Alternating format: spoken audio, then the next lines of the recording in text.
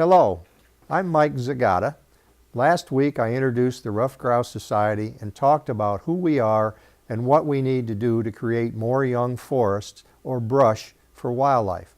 Our mission is more important now than ever before because we are losing our young hardwood forest and brush at an alarming rate.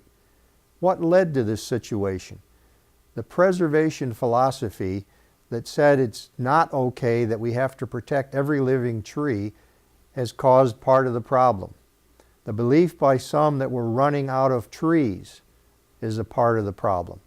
Is that really the case?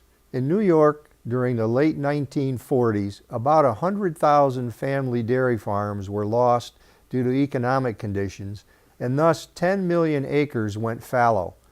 Thus, by the 1960s, New York had at least 10 million acres of young forest from plant succession as those abandoned fields moved toward becoming forests. This led to a dramatic increase in deer and grouse numbers. Today, those newly created young forests have become mature forest. Let's talk about what that meant to the wildlife that depended on those young forests. Ruffed grouse is now considered a species of greatest conservation need in all the New England states except Maine.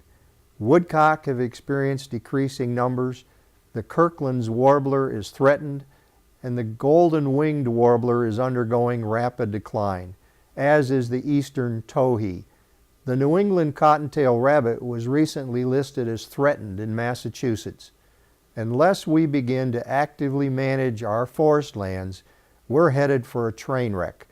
The Endangered Species Act, which would be invoked if those species decline to the point where they're listed as threatened or endangered, will affect what all of us can do on our property. There's a realization by the scientific community that we must take action. As a result, they came up with the Ruffed Grouse Conservation Plan in 2006 and the American Woodcock Conservation Plan in 2008. Flowing from the Woodcock Conservation Plan was the Woodcock Initiative, sponsored by the National Fish and Wildlife Foundation and the Wildlife Management Institute.